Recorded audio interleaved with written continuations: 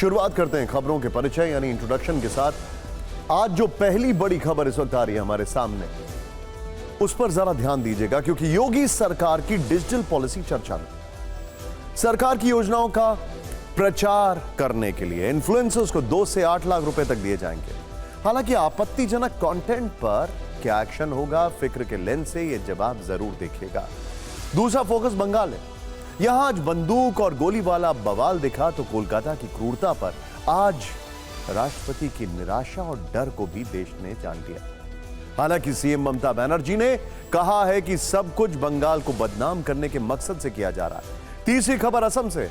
यहां मियां भूमि वाला विवाद बढ़ता जा रहा है और अब तो सीएम हेमंता बिस्वा शर्मा ने यह भी कह दिया है कि वो असम की डेमोग्राफी पर श्वेत पत्र लाएंगे, जिस पर कांग्रेस फायर है। आज महाविकास आघाड़ी ने ऐलान किया है कि मुंबई में 1 सितंबर को मार्च करेंगे, जबकि अजीत पवार ने कहा है कि वो इस घटना के लिए महाराष्ट्र की जनता से माफी मांगते हैं और उनकी मूर्ति का इस तरह गिरना सभी के लिए सदमा है। एक बड़ी खबर मोदी 3.0 के रोजगार वाले फैसले से जुड़ी है। आज मोदी सरकार ने कैबिनेट बैठक में बड़ा फैसला लिया है, जिसके तहत देश में 12 नए स्मार्ट इंडस्ट्रियल कॉरिडोर बनाए जाएंगे।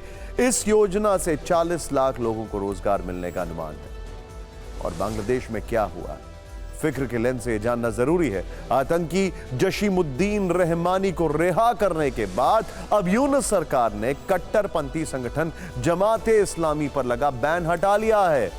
बांग्लादेश की अंतरिम सरकार ने शेख हसीना सरकार का यह फैसला पलट दिया है। भारतीय सेना की मजबूती के लिए अमेरिका से 73,000 नई राइफल खरीदे जाएंगे।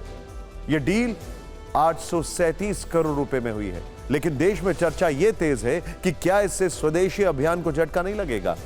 इस पर फिक्र की फाइल जरूर देखिएगा। और भारत को मंकी पॉक्स पर बड़ी कामयाबी मिली है। भारत में वायरस का पता लगाने के लिए पहली स्वदेशी RT-PCR किट बना ली गई है। इस किट से दावा है कि सिर्फ 40 मिनट में जांच के सटीक परिणाम मिल सकेंगे और जल्द ही लोगों को मार्केट में यह किट मिलने शुरू भी हो जाएंगे। और गुजरात में बाढ़ बारिश से तबाही मची है। अब तक 11 लोगों की मौत हो चुकी है। वडोदरा में हालात ज्यादा ही नाजुक हैं। वहां लोगों के रेस्क्यू के लिए आज सेना की 3 और टुकड़ियों को भेजा गया है, लेकिन मौसम विभाग का अनुमान है कि 1 सितंबर तक राज्य में बारिश जारी रहेगी। शुरुआत करते हैं आज की बड़ी खबर कवर स्टोरी से। हमारे आज फिक्र का पहला फोकस उत्तर प्रदेश में है। योगी सरकार की नई सोशल मीडिया पॉलिसी जो है वो ट्रेंड कर रही है। अब से थोड़ी देर पहले अखिलेश यादव जी ने भी इस पर एक टिप्पणी की है, वो भी हम आपको दिखाएंगे। इस पर वाद भी है, विवाद भी है, सरकारी गुणगान पर बोनस का जिक्र है और राष्ट्र विरोधी कंटेंट पर जेल भेजने की व्यवस्था भी है। इसकी वजह उत्तर प्रदेश डिजिटल मीडिया नीति 2024 के नियम, कायदे और कानून हैं, जिसे आज ही यूपी कैबिनेट ने पास किया, लेकिन कैबिनेट की मीटिंग के बाद प्रेस कॉन्फ्रेंस में इसका जिक्र तक नहीं हुआ है। तो बिना देर किए सबसे पहले आपको इस नई पॉलिसी के बारे में बताते हैं, जिसमें हर महीने लाखों रुपए कमाने का चांस देने की बात कही गई है।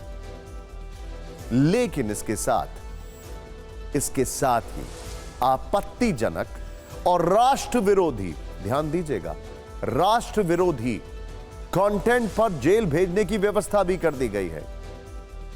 बहुत महीन लाइन है। क्या राष्ट्र विरोधी है, क्या सरकार विरोधी है, यह हम आपको आगे बताने वाले हैं। इसमें क्या क्या चीजें हो सकती हैं। विचार करने योग्य सवाल यह है कि सोशल मीडिया इन्फ्लुएंसर्स ने राष्ट्र विरोधी कंटेंट बनाया है या कुछ विवादित पोस्ट किया है या इससे जुड़ी कोई रील बनाई है, यह तय कैसे होगा? क्योंकि राष्ट्र विरोध और सरकार विरोध के बीच लकीर जो है वो बड़ी महीन होती है, बहुत फाइन होती है। हम इस सवाल पर भी आएंगे, लेकिन पहले समझिए कि यूपी सरकार की नई सोशल मीडिया पॉलिसी है क्या। असल में सोशल मीडिया की बढ़ती ताकत को पहचानते हुए सरकार चाहती है कि उसकी जन कल्याणकारी और विकास से संबंधित योजनाओं की जानकारी सोशल मीडिया के जरिए जन जन तक पहुंचे। इसीलिए यूपी सरकार ने सोशल मीडिया पर अपनी योजनाओं के प्रचार और प्रसार को लेकर एक डिजिटल मीडिया नीति बनाई है, लुकिंग अहेड। इस नीति के तहत वो सीधे उन लोगों से जुड़ना चाहती है जिनका सोशल मीडिया पर काफी नाम है, जिनके लाखों करोड़ों फॉलोअर्स हैं, यानी इन्फ्लुएंसर्स। यूपी के ऐसे लोग देश विदेश के किसी भी कोने में क्यों ना रहते हो, वो इस नीति के जरिए योगी सरकार के लिए ऑनलाइन काम कर सकते हैं। इसके लिए उन्हें सबसे पहले उत्तर प्रदेश के सूचना विभाग में रजिस्ट्रेशन कराना होगा। ऐसे इन्फ्लुएंस का चयन फॉलोअर्स के हिसाब से होगा। जिसके जितने फॉलोअर्स होंगे उन्हें उस हिसाब से पैसा मिलेगा। यूपी सरकार ने ऐसे इन्फ्लुएंसर्स को 4 श्रेणियों में बांटा है, जिन्हें न्यूनतम 2 लाख रुपए से लेकर अधिकतम 8 लाख रुपए तक के विज्ञापन मिलेंगे। हालांकि अभद्र, अश्लील और आपत्तिजनक कंटेंट पर गंभीर एक्शन भी होगा। उचित विधिक कार्रवाई करने के बाद सरकार के प्रेस नोट में लिखी गई है। ऐसे में जाहिर है कि अपराध के अनुसार सजा की गुंजाइश भी अच्छी खासी है। देश विरोधी पोस्ट पर 3 वर्ष से लेकर उम्र कैद तक की सजा हो सकती है। हम इस पॉलिसी से जुड़ी फिक्र वाली फाइल्स को और ठीक से खोलते हैं और आपको इसके बारे में सरल भाषा में विस्तार से बताते हैं। मान लीजिए आप सोशल मीडिया इन्फ्लुएंसर हैं, एक्स, फेसबुक, इंस्टाग्राम या यूट्यूब पर रील वीडियो पोस्ट करते हैं। आपका अपना पॉडकास्ट है या फिर आप सोशल मीडिया पर अच्छा लिखते बोलते हैं, आपको व्यूज और लाइक्स खूब सारे मिलते हैं और आप यूपी के रहने वाले हैं और यूपी सरकार का गुणगान करने के लिए तैयार हैं, तो यह पॉलिसी कुछ शर्तों के साथ धन वर्षा कर सकती है। ऐसे 2 हिस्सों में आप इसको समझ सकते हैं। पहला हिस्सा यह है, एक्स, फेसबुक या इंस्टाग्राम पर कंटेंट प्रोवाइडर से जुड़ा हुआ है, जिसमें एक्स, फेसबुक और इंस्टाग्राम के कंटेंट प्रोवाइडर्स सरकारी विज्ञापन से 2 लाख, 3 लाख, 4 लाख, 5 लाख रुपए हर महीना कमा सकेंगे। जबकि दूसरा हिस्सा यूट्यूब से जुड़ा है, जिस पर यूपी सरकार के विज्ञापन का वीडियो, शॉर्ट्स, पॉडकास्ट बनाने पर भुगतान के लिए 4 लाख, 6 लाख, 7 लाख और 8 लाख रुपए का प्रावधान रखा गया है। यूपी सरकार इस डिजिटल नीति को रोजगार का नया अवसर बता रही है, लेकिन फिक्र के लेंस से देखें तो सोशल मीडिया आज की तारीख में राजनीति की करेंसी भी बन गया है। राजनेता भी इसे कैश करना चाहते हैं, क्योंकि उन्हें मालूम है कि लोगों का ध्यान आजकल सबसे ज्यादा कहां रहता है। लोगों का ध्यान रील्स पर, सोशल मीडिया कंटेंट पर रहता है। वर्ष 2017 में ओमिडियार नेटवर्क की रिपोर्ट आई थी। इसमें पता चला था कि भारत में मोबाइल यूजर्स अपना 70% समय फेसबुक, व्हाट्सएप, म्यूजिक और मनोरंजन ऐप्स के इस्तेमाल करने में व्यतीत करते हैं। लेकिन जहां तक बात यूपी सरकार की नई डिजिटल मीडिया पॉलिसी की है, तो इसमें राष्ट्रहित और राष्ट्र विरोधी कंटेंट के बीच एक लकीर खींच दी गई है और गलत पाए जाने पर सजा भी तय कर दी गई है। क्योंकि इस पॉलिसी के तहत सरकार को अगर यह लगा कि कहीं कुछ गड़बड़ है, आपत्तिजनक है, तो कठोर एक्शन भी हो सकता है। अभी तक आईटी एक्ट की धारा 66E और 66F के तहत कार्रवाई की जाती थी। नई नीति के तहत सरकार के पास अब अलग से नीति और इन्फ्लुएंसर्स पर एक्शन लेने के लिए कानूनी अधिकार होंगे। अब इस मुद्दे पर फिक्र की राजनीतिक फाइल्स भी यहीं से खुलती है, क्योंकि सरकार जिस आपत्तिजनक कंटेंट पर कार्रवाई की बात कर रही है, उस पर कांग्रेस को सख्त आपत्ति है। कांग्रेस प्रवक्ता पवन खेड़ा ने सोशल मीडिया पोस्ट करके सवाल पूछा है, क्या बीजेपी विरोधी या सरकार विरोधी टिप्पणी देश विरोधी मानी जाएगी? आपत्तिजनक टिप्पणी की क्या परिभाषा है? क्या अब डबल इंजन की सरकारें अभिव्यक्ति की स्वतंत्रता का गला घोटने की तैयारी कर रही हैं? जबकि समाजवादी पार्टी अध्यक्ष अखिलेश यादव ने क्या पोस्ट किया है वो भी देखिए। उन्होंने लिखा है, हम बांट रहे हैं दाने, गाओ हमारे गाने, जेल तुम्हारा घर है अगर हुए बेगाने। यही है उत्तर प्रदेश की भाजपा सरकार की नई सोशल मीडिया पॉलिसी का सच। ये तरफदारी के लिए दी जाने वाली भाजपाई घूस है। भाजपा अपनी करतूतों पर पर्दा डालने के लिए सरकार के चरणों में पड़े रहने वाले नए जमाने के चारण पैदा करना चाह रही है। भाजपा भ्रष्टाचार की थाली में झूठ परोस रही है। जनता के टैक्स के पैसे से आत्म प्रचार एक नए तरीके का भ्रष्टाचार है।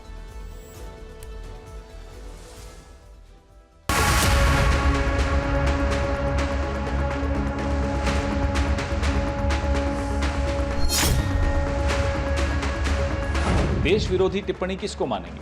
भाजपा के विरोध में कोई टिप्पणी हो या भाजपा के नेता के विरोध में कोई टिप्पणी हो, क्या आप इसको राष्ट्र विरोधी मानेंगे?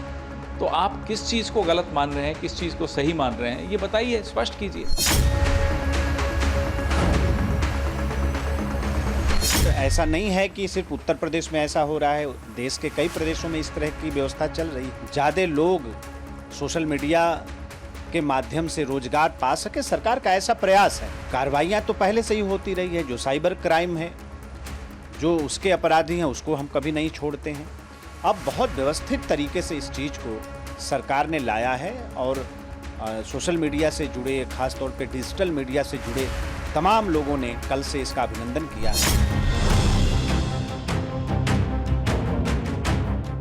ये सरकार भाजपा की चाहे केंद्र में हो चाहे प्रदेश में हो, ये अभिव्यक्ति की स्वतंत्रता के विरुद्ध है। लेकिन जिस तरीके से इसका दुरुपयोग किया जा रहा है, अभिव्यक्ति पे रोक लगाई जा रही है कि आज़ाद देश में अपनी कानूनी राय, अपनी कानूनन जो उचित है वो कहने की पूर्ण स्वतंत्रता होनी चाहिए।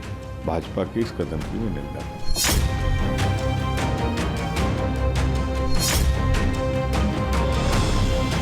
न्यू मीडिया पॉलिसी में जो कुछ भी अच्छा कर रहे हैं, निश्चित तौर पर सरकार उनको विज्ञापन देकर के रोजगार के नए अवसर सृजित करने का काम करेगी। और वहीं सोशल मीडिया के माध्यम से जो अफवाह तंत्र बनाना चाहते हैं, जो सांप्रदायिक सद्भाव बिगाड़ना चाहते हैं, कानून व्यवस्था के लिए खतरा उत्पन्न करना चाहते हैं, उनके खिलाफ कठोर कानूनी प्रावधान भी रखे गए।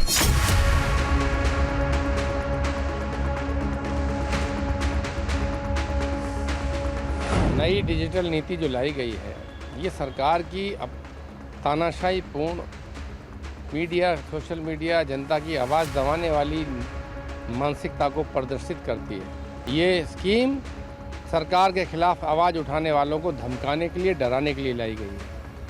ये देश को, समाज को, लोकतंत्र को मजबूत करने वाली स्कीम नहीं है।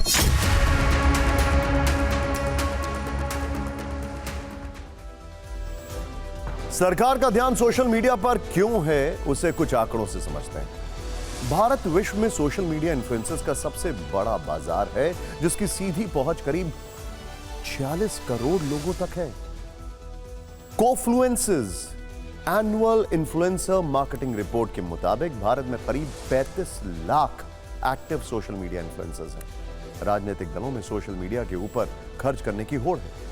इस चुनावी वर्ष के शुरुआती 5 महीनों में बीजेपी ने सिर्फ गूगल एड्स पर 116 करोड़ रुपए खर्च किए, जबकि कांग्रेस ने 45 करोड़ रुपए खर्च किए। इस खबर में एक और पॉइंट, सरकार मेन स्ट्रीम मीडिया के बदले सोशल मीडिया इन्फ्लुएंसर्स को अपनी योजनाओं के विज्ञापन में क्यों शामिल करना चाहती है, तो इसे एक सर्वे से समझ सकते हैं। 50% से अधिक भारतीय उपभोक्ता किसी भी दूसरी तरह के विज्ञापन की तुलना में सोशल मीडिया के प्रभावशाली व्यक्तियों के कंटेंट पर ज्यादा भरोसा करते हैं। सरकार को भी उम्मीद है कि उनकी योजनाओं पर लोग इन्हीं इन्फ्लुएंसर्स के जरिए भरोसा करेंगे। 43% ब्रांड सोशल मीडिया पर छोटे और माइक्रो इन्फ्लुएंसर्स के जरिए विज्ञापन करना चाहते हैं। यूपी सरकार की कोशिश भी कुछ इसी तरफ दिखाई दे रही है और 68% ब्रांड्स अपनी मार्केटिंग स्ट्रैटेजी में इन्फ्लुएंसर्स पर बजट बढ़ाना चाहते हैं। 2028 तक भारत में सोशल मीडिया का बाजार लगभग 29,000 करोड़ रुपए का होगा। और जिस तरह से अलग अलग सरकारें और राजनीतिक पार्टियां इस तरफ सक्रिय हो रही हैं, उससे भारतीय सोशल मीडिया का बाजार और ज्यादा बढ़ सकता है। योगी सरकार की डिजिटल मीडिया पॉलिसी में सजा के प्रावधान को देखें तो फिक्र का लेंस कहता है कि कौन सा कंटेंट आपत्तिजनक है, कौन सा नहीं, कौन सा कंटेंट देश विरोधी है, कौन सा नहीं, कौन सा कंटेंट सरकार विरोधी है और कौन सा कंटेंट देश विरोधी है, इसके बीच का अंतर कैसे तय होगा, इसे तय करने का मापदंड क्या होगा और पूरी ताकत किसके हाथ में होगी। क्या इस नीति का राजनीतिक दुरुपयोग नहीं होगा और क्या इस नीति का सियासी दुरुपयोग नहीं होगा। क्योंकि आपको याद होगा शायद कि मिर्जापुर जिले के एक यूट्यूबर को प्रशासन ने जिस तरह प्रताड़ित किया था, उसका दोष सिर्फ यह था कि उसने खराब मिड डे मील का मामला उठाया था और यूट्यूब पर कुछ वीडियोस पोस्ट किए थे। इसके बाद अधिकारियों ने उस पर कई आरोप लगाकर जेल भेज दिया था। इसीलिए यूपी सरकार की इस नीति के सामने ये सारे सवाल जरूर हैं। फिक्र में यूपी के बाद रुख करते हैं बंगाल का, जहां हंगामा है, प्रदर्शन है, आक्रोश है, तोड़फोड़ है, पॉलिटिक्स है, सवाल है और सीबीआई जांच का जाल है। बंगाल में आज बीजेपी ने 12 घंटे के बंद का आह्वान किया था। आपको याद होगा सबसे पहला आंदोलन किसने किया था जब बंगाल में ये सारी चीजें हुई थी? दीदी खुद सड़कों पर आ गई थी। आज बीजेपी ने बंद का आह्वान किया। आरजी का रेप मर्डर केस और मंगलवार को हुए नबन्ना मार्च में पुलिस की ज्यादती के विरोध में यह बंद बुलाया गया था। हालांकि ममता सरकार ने राज्य के सभी सरकारी दफ्तरों और स्कूलों को खोलने का आदेश दिया था। बंद के दौरान कई जगहों पर हिंसक झड़प हुई। बीजेपी नेताओं को हिरासत में लिया गया। बीजेपी नेता की गाड़ी पर फायरिंग का दावा भी किया गया है। हंगामे की फुल वीडियो स्टोरी हम आपको आगे दिखाएंगे, लेकिन पहले बात सीएम ममता बनर्जी के बयान की करते हैं, जिसमें दिल्ली की केंद्र सरकार के लिए 10 दिन वाला अल्टीमेटम है। ममता ने कहा है कि अगले हफ्ते हम विधानसभा सत्र बुलाएंगे। 10 दिनों के भीतर बलात्कारियों के लिए फांसी सुनिश्चित करने वाला विधेयक पारित करेंगे। हम इस विधेयक को राज्यपाल के पास भेजेंगे। अगर वो इससे पारित नहीं करते हैं तो हम राजभवन के बाहर धरना देंगे। ममता बनर्जी ने आज टीएमसी के स्थापना दिवस पर यह बयान दिया और गेंद को केंद्र के पाले में डाल दिया। इसके अलावा उन्होंने धमकी दी है कि अगर बंगाल में आग लगाई तो दिल्ली में भी नहीं बचेंगे। ममता के साथ उनके भतीजे अभिषेक बनर्जी के तेवर भी आज तल्ख दिखे। उन्होंने कहा कि वो इस लड़ाई को दिल्ली तक लेकर जाएंगे। पहले आप दोनों बयान सुनिए, फिर कोलकाता से प्रदर्शन की ग्राउंड रिपोर्ट हम आपको दिखाने वाले हैं।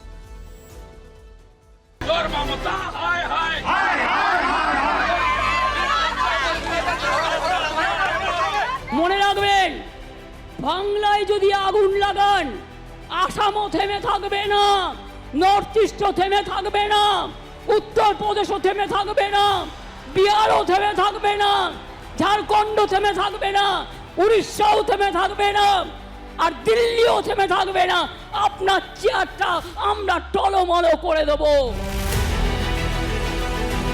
ममता बनर्जी तानाशाह के रूप में है। वैसे पूरी दुनिया में एक तानाशाह किम जोंग था, दूसरी तानाशाह ये बन गई है। এই আন্দোলন আমরা দিল্লি অবধি নিয়ে যাব। আমি কথা দিয়ে কথা রাখার ছেলে। শুরু তুমি করেছো, শেষ আমরা করব। আমি নেক্সট উইকে অ্যাসেম্বলি কল করব বিধানসভা স্পিকারকে বলে, এবং আমরা ওয়েস্ট বেঙ্গল অ্যাসেম্বলি থেকে আগামী 10 দিনের মধ্যে ফাঁসির ধর্ষকের ফাঁসি চাই এই বিল আমরা পাশ করে রাজ্যপালের কাছে পাঠাবো। আমি জানি রাজার পট রাজা বাবু কিছু করবে না, না করলে মেয়েরা মনে রাখবেন রাজভবনে গিয়ে বসে থাকবে ঘন্টার পর ঘন্টা, ভাইরাও থাকবে। सीधे तौर पर अगर कहें तो ममता बनर्जी प्रेशर में है, दबाव में। क्यों? ध्यान से देखिएगा इस पूरी खबर की सीक्वेंस ऑफ इवेंट। जब यह घटना घटती है तो सबसे पहले क्या होता है? आरजी कर के जो प्रिंसिपल हैं उनको तुरंत कहीं और शिफ्ट कर दिया जाता है बगैर क्वेश्चन। फिर उसके बाद ममता खुद सड़कों पर आ जाती हैं। सरकार उनकी है, प्रशासन उनका है, वो खुद विरोध करने क्यों आ जाती हैं ये मिस्ट्री कोई नहीं समझ पाया। और अब जब ये एक मास प्रोटेस्ट बन गया है तो ममता प्रेशर में आकर एक नए विधेयक की बात कर रही है। ये प्रेशर में है। इस बीच आज का दिन कैसे कोलकाता के लिए हंगामेदार रहा। कहां बस ड्राइवरों ने हेलमेट पहनकर काम किया, कहां बीजेपी टीएमसी कार्यकर्ताओं के बीच लठ युद्ध देखने को मिला। बीजेपी के वो कौन कौन से नेता हैं जिनकी गाड़ी पर फायरिंग की गई। 12 घंटे के सभी ज्वलंत दृश्यों को समेटकर हमने आपके लिए 120 सेकंड की वीडियो रील तैयार की ताकि आपको प्रदर्शन का पूरा अपडेट हाइलाइट्स के साथ एक एक पॉइंट बाय पॉइंट मिल सके।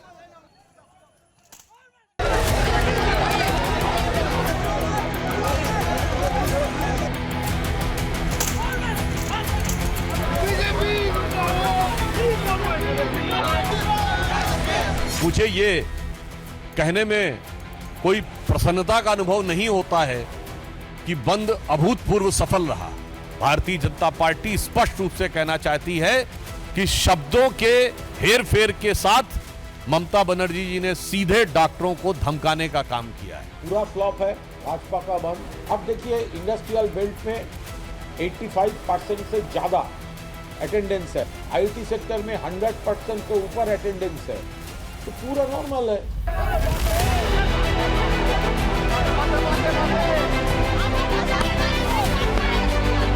সতর্ক দৃষ্টি রাখুন কারা কোন কোন বিদেশি তারা মমতা বন্দ্যোপাধ্যায়ের সাথে বৈঠক করছেন বা মমতা বন্দ্যোপাধ্যায় কোন কোন বৈদেশিক শক্তির সাথে বৈঠক করছেন।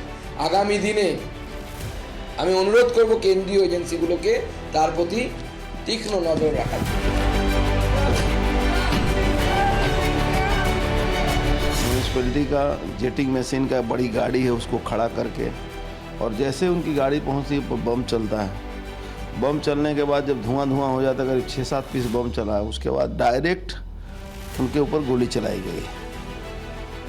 सबसे मजे की बात है कि 70 से 80 मीटर की दूरी पर एसीपी वहाँ मौजूद था, फोर्स थी, उसके बावजूद भी ये घटना, मैंने पूरी प्लानिंग करके पुलिस को सामने रख के ये घटना घटाया गया।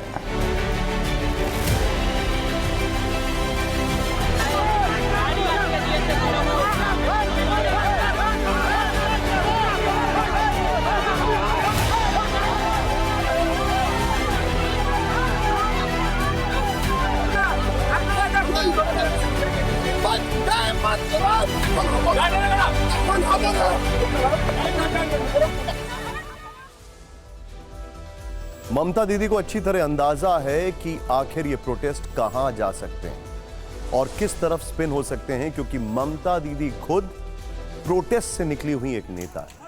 उन्होंने जितने प्रोटेस्ट किए हैं, आज के दौर में कम ही नेता होंगे जिन्होंने इतने प्रोटेस्ट किए होंगे। जिस दिन बंगाल में यह विरोध प्रदर्शन हुआ, उस दिन कोलकाता की घटना पर राष्ट्रपति द्रौपदी मुर्मू की तरफ से स्टेटमेंट जारी किया गया है। डॉक्टर से रेप और मर्डर की घटना पर पहली टिप्पणी में क्रोधित होते हुए उन्होंने कहा है कि बस अब बहुत हो गया है। कोलकाता की घटना से निराश और भयभीत हूं। समाज को ऐसी घटनाओं को भूलने की खराब आदत है। कोई भी सभ्य समाज अपनी बेटियों और बहनों पर इस तरह के अत्याचारों की इजाजत नहीं दे सकता है। जब स्टूडेंट्स, डॉक्टर्स और नागरिक कोलकाता में प्रोटेस्ट कर रहे थे, तो अपराधी दूसरी जगहों पर शिकार खोज रहे थे। समाज को आत्मनिरीक्षण करने की जरूरत है। इस घटना पर हो रही राजनीति के बीच राष्ट्रपति की टिप्पणी काफी है। ये महिला सुरक्षा वाले विमर्श को गंभीरता से लेने की जरूरत पर जोर देती है। सिर्फ सरकार नहीं, बल्कि पूरे समाज से महिला सुरक्षा के लिए खड़े होने का आग्रह करती है। फिक्र में अगली खबर है मियां मुसलमानों से असम को खाली कराने वाले आंदोलन की, जिसमें कल सीएम हेमंता बिस्वा शर्मा के बयान ने घी का काम किया है। कल हेमंता ने कहा था कि वो कुछ भी करेंगे लेकिन असम को मियां भूमि नहीं बनने देंगे। आज हेमंता के उस बयान पर जबरदस्त राजनीति देखने को मिली है। 22 अगस्त को नगांव में एक नाबालिग लड़की से दुष्कर्म के बाद असम के 30 संगठनों ने सरकार को असम को मियां मुसलमानों के से खाली कराने का 7 दिन का अल्टीमेटम दिया था। इस अल्टीमेटम को 3 दिन बीत चुके हैं और अब 4 दिन बाकी हैं। ऐसे में 30 से ज्यादा संगठन पिछले कई दिनों से लगातार मियां मुसलमानों के खिलाफ प्रदर्शन कर रहे हैं। संगठन के लोग घर घर जाकर ऐसे मुसलमानों को असम छोड़ने की धमकी दे रहे हैं जो गैर असमिया हैं या फिर बांग्लादेश से आकर असम में बसे हैं। असम के मुख्यमंत्री हेमंता बिस्वा शर्मा ने जो कल कहा था वही बात आज फिर दोहराई, लेकिन इस बयान का राजनीतिक दायरा और बढ़ गया है। आप पहले हेमंता बिस्वा शर्मा को सुनिए, फिर फिक्र में मियां मुसलमानों की राजनीतिक फाइल्स खोलें। এটা ডাঙৰ কথা ৰফিকুল সাহেবে কলে আৰু দেৱব্ৰত শইকীয়াই কলে যে লোৱাৰ আসামৰ পৰা মানুহ আপাৰ আসামত যাবই। হাৰি কিয় যাব কওকচোন? নহয় কিয় যাব? কিয় যাব? না কিয় যাব? কিয় যাব আপোনালোকে কওক? তাৰমানে আপোনালোকে গোটেই অসমখন ল'বই ল'বই। তাৰমানে আপোনালোকে মিয়া মুছলমান মানুহখিনিয়ে গোটেই অসম ল'বই। আমিও ল'ব নিদিওঁ, হৈ গ'ল। আমিও ল'ব নিদিওঁ। আপোনালোকে আজি হাউচত ক'লে যে আমি ল'মেই, আৰু মই কৈছো আপোনালোকক আমি ল'ব নিদিওঁ। बस। असम में अलग अलग घटनाओं में पिछले कई दिनों से विरोध प्रदर्शन हो रहा है। शिवसागर समेत राज्य के 10 जिलों में पुलिस फुल एक्शन में है। पुलिस सामुदायिक तनाव फैलाने वालों को चिन्हित कर रही है। ऐसे लोगों के खिलाफ पुलिस की ओर से ऑपरेशन बॉन्ड शुरू किया गया, जिसमें भारतीय न्याय संहिता की धारा 164(1) के तहत नोटिस जारी हो रहे हैं। जिन संस्थाओं को नोटिस भेजा गया है उनमें वीर लचित सेना, जातीय संग्रामी सेना, अखिल असम अनुसूचित जाति भी शामिल है।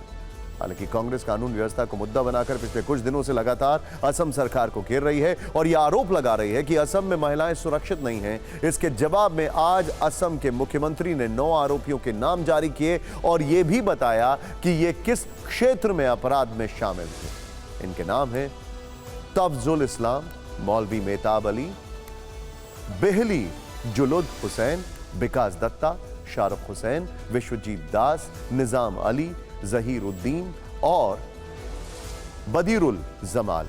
सीएम हेमंता के इस जवाब से आप समझ सकते हैं कि असम में किस लेवल पर राजनीति चल रही है। सरकार आरोप लगाती रही है कि असम में पड़ोसी देशों से मुस्लिम आ रहे हैं और आज जब हेमंता ने एक बार फिर खुलकर कहा कि वो असम को मियां भूमि नहीं बनने देंगे तो फिर से विवाद बढ़ गया। आखिर क्यों इन संगठनों के निशाने पर मियां मुसलमान आ गए हैं, समझने की कोशिश करते हैं। असम को 2 हिस्सों में बांटा गया, एक है निचला असम और दूसरा ऊपरी असम। रिपोर्ट्स के मुताबिक निचले असम में बांग्लादेश से आकर बसे मुसलमानों की तादाद ज्यादा है और अब ऊपरी असम में भी प्रदर्शन करने वाले संगठनों को गैर असमिया मुसलमानों के पहुंचने का डर सता रहा है।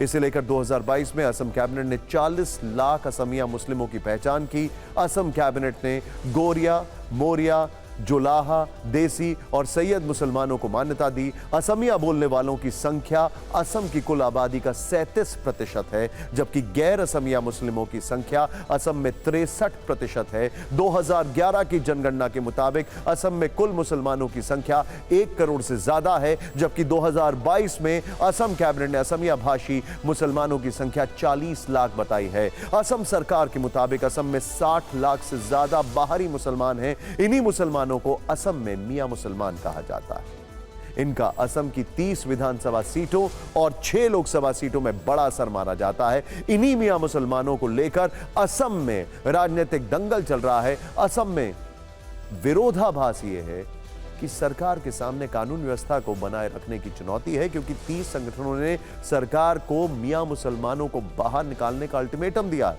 और मुख्यमंत्री खुद कह रहे हैं कुछ भी करेंगे, असम को मियां भूमि नहीं बनने देंगे। आखिर असम में कैसे डेमोग्राफी के नाम पर एक्शन हो रहा है और बयानबाजी हो रही है, इस रील में आपको जरूर देखना चाहिए।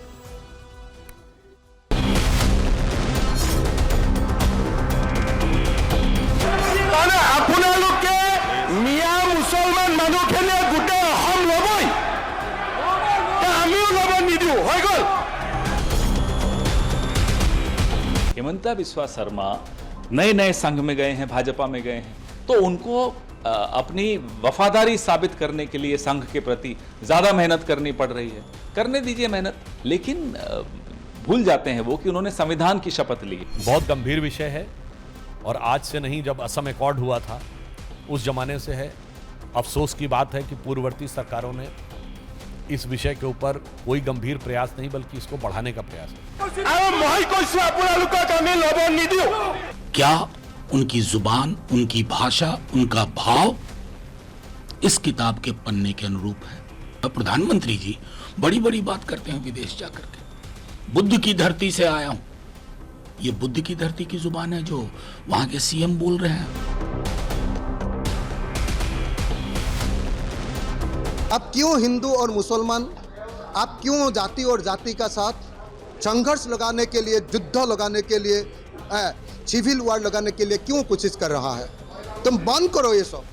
तुम फेल हो गया के? Problem with Himanta is that Himanta spreads hate. Himanta doesn't want to rule or serve the people of Assam. He wants to be the topmost hater who is good towards RSS. Assam has never accepted this kind of politics. फिक्र में अब बात उन आदमखोर भेड़ियों की जिनकी दहशत से बहराइच में 35 गांवों में हर दूसरे दिन मौत दस्तक दे रही है। बहराइच के भेड़िए नरभक्षी बन चुके हैं, जिन्हें पकड़ने के लिए सबसे बड़ा ऑपरेशन चलाया जा रहा है।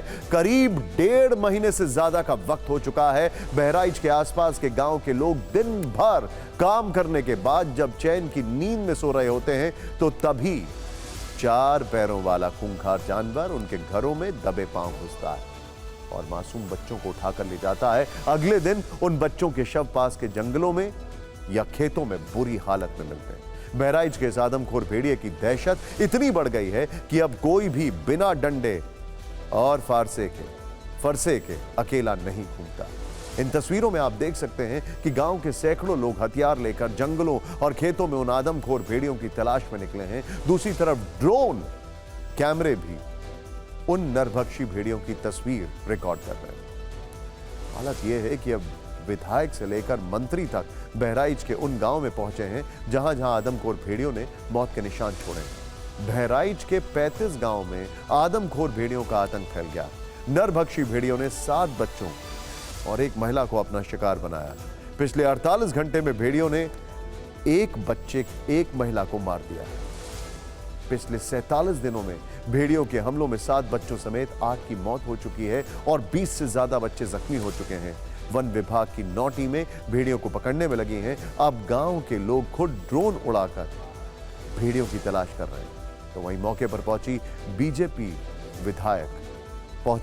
विधायक सुरेश्वर सिंह खुद इंच टेप लेकर भेड़ियों के पैरों के निशान माप रहे हैं। इसके साथ ही भेड़िए को पकड़ने के लिए जाल बिछाया जा रहा है। बहराइच में भेड़ियों की दहशत से हालात इतने चिंताजनक हैं कि आप देखेंगे तो रोंगटे खड़े हो जाएंगे। आपको सीधे ग्राउंड रिपोर्ट दिखाते हैं कि किस तरह भेड़ियों के खिलाफ ऑपरेशन चलाया जा रहा है और उन लोगों की बात भी सुनिएगा जिनकी बच्चों को नरभक्षी भेड़िए उठाकर ले गए।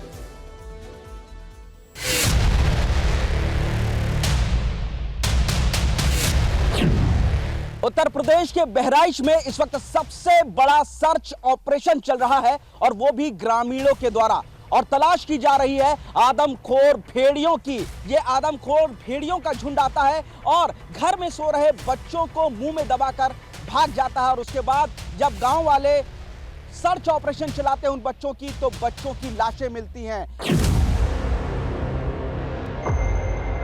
पिछले कुछ दिनों में भेड़ियों के ये हमले लगातार बढ़े और इसी वजह से आप देखेंगे कि ये जो गांव वाले हैं वो इस वक्त जो हथियारों से लैस होकर के, लाठी डंडों से लैस होकर के खेतों के अंदर जो आदमखोर भेड़िए हैं उनकी तलाश कर रहे हैं।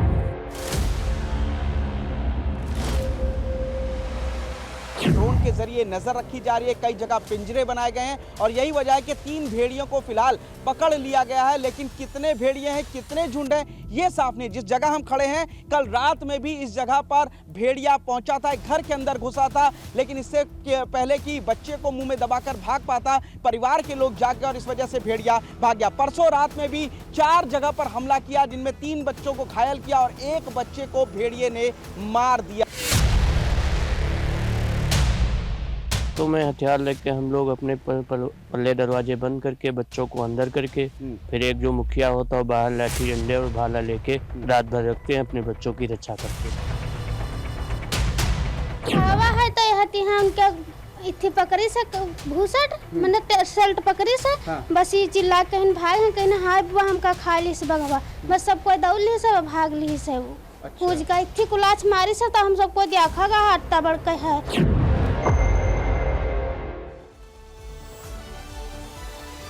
भेड़िया एक मांसाहारी जानवर है, वो शिकार करता है लेकिन आमतौर पर उसे शांत जानवर माना जाता है। हालांकि बहराइच से जो तस्वीरें आ रही हैं ये कुछ और ही कहानी बयां कर रही हैं। आदमखोर भेड़िए का शिकार बच्चे ज्यादा हो रहे हैं। पिछले कुछ दिनों में वन विभाग और सुरक्षा में लगे लोगों ने 3 भेड़ियों को पकड़ने में कामयाबी हासिल कर ली है, जबकि 3 आदमखोर भेड़िए अभी भी खुलेआम घूम रहे हैं। इन भेड़ियों के हमले का पैटर्न काफी भयभीत करता है। 17 जुलाई से 21 अगस्त के बीच भेड़ियों ने 1 साल से 8 साल तक के बच्चों को निशाना बनाया। हमला बेहद तेजी से किया है और घर वालों की मौजूदगी के बीच उन्हें उठा ले गए। 25 अगस्त को भेड़िया एक बुजुर्ग महिला को दबोचकर भागने लगा। महिला के परिजनों ने दौड़ाकर भेड़िए को भगाया, लेकिन अस्पताल में महिला की मौत हो गई। 26 अगस्त को भेड़िया अपनी मां के बगल में सो रहे एक और मासूम को उठाकर ले गया। घर से 500 मीटर दूर उसका शव मिला है। इंसानों पर भेड़ियों के हमले का यह पैटर्न चौंकाता है। हमने आपको 2 दिन पहले दिखाया था कि बहराइच से बीजेपी विधायक सुरेश्वर सिंह खुद रात के अंधेरे में बंदूक लेकर आदमखोर भेड़ियों को ढूंढने के लिए निकले थे। उस वक्त तक भेड़ियों के खिलाफ ऑपरेशन पूरी रफ्तार से चल रहा था, लेकिन आज उत्तर प्रदेश के वन मंत्री अरुण सक्सेना को भी ग्राउंड जीरो पर पहुंचना पड़ा। वो क्या कर रहे हैं और भेड़ियों के आदमखोर बनने पर एनिमल एक्सपर्ट्स का क्या कहना है, इस रील में आपको जरूर देखना चाहिए।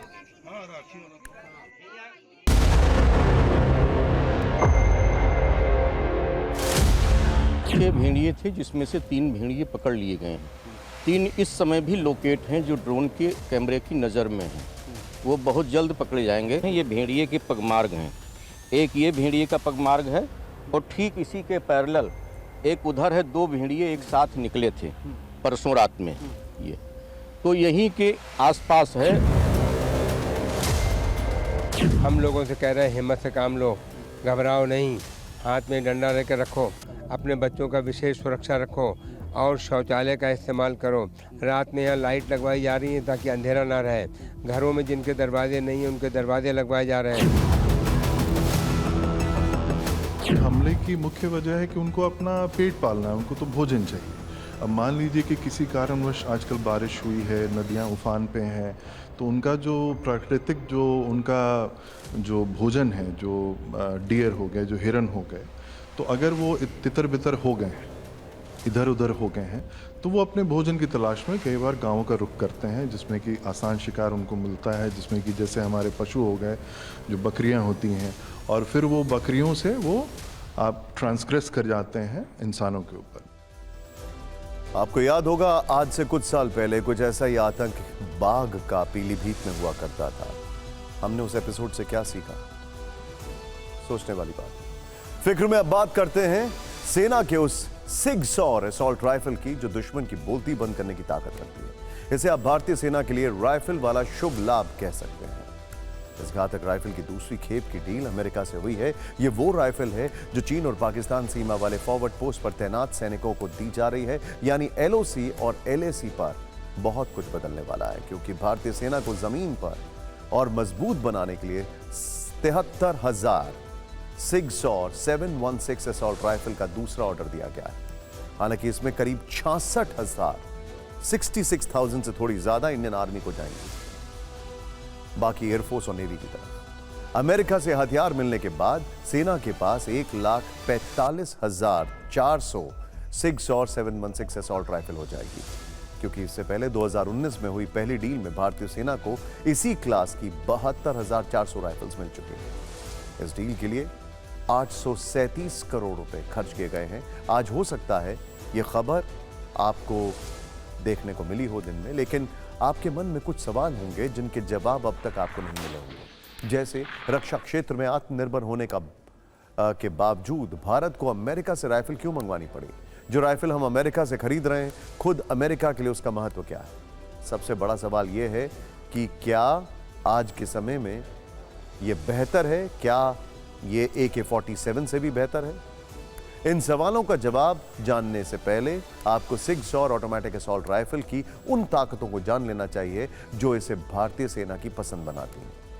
इस राइफल से 1 मिनट में 685 राउंड फायरिंग हो सकती है। इसकी रेंज 600 मीटर है, जबकि एक्यूरेसी 100% है, मतलब दुश्मन को खत्म करने की पूरी गारंटी। इसकी एक मैगजीन में 20 गोलियां होती हैं। इंसास राइफल की तुलना में सिग सॉर 716 कई गुना बेहतर है। इंसास याद होगा जो 1990 में इंट्रोड्यूस की गई थी भारत में। अब उन सवालों के जवाब जिन्हें देखकर यह खबर और स्पष्ट हो जाएगी। पहला सवाल, रक्षा क्षेत्र में आत्मनिर्भर होने के बावजूद भारत को अमेरिका से राइफल क्यों मंगवानी पड़ी?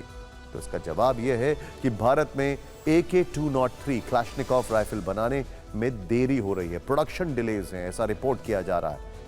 जबकि सेना को नई राइफल्स की तत्काल जरूरत है, क्योंकि इंसास 35 साल पुरानी राइफल है, वो एक्सपायर हो रही है, उसकी डेडलाइन पूरी हो चुकी है। इसीलिए अमेरिका से सिग सौर की खरीद की गई है। दूसरा सवाल, क्या सिग सौर 716 AK-47 से बेहतर है? जवाब है हाँ। AK-47 की रेंज 300 मीटर है, जबकि सिग सौर की रेंज 600 मीटर, यानी रेंज डबल है। हालांकि AK-203 जो भारत में प्रोड्यूस हो रही है, ये उससे बेहतर नहीं है। AK-47 से 1 मिनट में 600 राउंड फायरिंग हो सकती है, जबकि सिग सौर से करीब 1 मिनट में 685 राउंड फायरिंग कर सकती है, यानी यहां भी यह बेहतर है। अब आपको दिखाते हैं न्यूज टॉप 9, क्या खबरें हैं देश और विदेश की। मोदी 3.0 में प्रगति की आज पहली बैठक हुई है। मीटिंग में 76,500 करोड़ लागत वाली 7 प्रमुख परियोजनाओं की समीक्षा की गई। प्रधानमंत्री मोदी ने कहा, परियोजनाओं में देरी से जनता लाभ से वंचित हो जाती है। छत्रपति शिवाजी महाराज की प्रतिमा गिरने पर बोले डिप्टी सीएम अजीत पवार, मैंने सरकार का हिस्सा होने के नाते सार्वजनिक रूप से माफी मांगी। बाकी शिवाजी प्रेमियों की तरह मेरे लिए भी ये दुखद घड़ी है। हरियाणा में कांग्रेस के किसी भी सांसद को विधानसभा चुनाव लड़ने की इजाजत नहीं मिलेगी। हरियाणा कांग्रेस प्रभारी दीपक बाबरिया का बयान। कुछ दिनों पहले सांसद कुमारी सैलजा ने विधानसभा चुनाव लड़ने की इच्छा जताई थी। और चंडीगढ़ में आम आदमी पार्टी का बीजेपी सांसद कंगना रनौत के खिलाफ प्रदर्शन। बीजेपी दफ्तर घेरने जा रहे किसान विंग के नेता पुलिस ने हिरासत में लिया। बीआरएस नेता के कविता हैदराबाद में अपने आवास पर पहुंची। उन्होंने कहा, इतिहास ने बार बार साबित किया है कि सत्य की जीत होती है। केंद्रीय मंत्री डॉक्टर सुकांत मजूमदार ने गृह मंत्री अमित शाह को पत्र लिखकर ममता बनर्जी के खिलाफ शिकायत की। सुकांत ने लिखा, ममता हिंसा और डर फैला रही हैं। ममता ने कहा था, अगर बंगाल जलेगा तो असम, बिहार, झारखंड और ओडिशा भी जलेगा। डॉक्टरों की सुरक्षा के मसले पर आज हुई सचिव स्तर के अधिकारियों की बड़ी बैठक। बैठक में राज्यों को सरकारी और प्राइवेट अस्पतालों में हेल्थ वर्कर्स की सुरक्षा बढ़ाने के निर्देश। दिल्ली की डीटीसी बस में सफर करते दिखे राहुल गांधी। सरोजनी नगर बस डिपो में कॉन्ट्रैक्ट कर्मचारियों से की मुलाकात। गुजरात के द्वारका में भीषण बारिश की वजह से जामनगर हाईवे पानी में डूबा। हाईवे के दोनों तरफ लगी गाड़ियों की लंबी कतारें।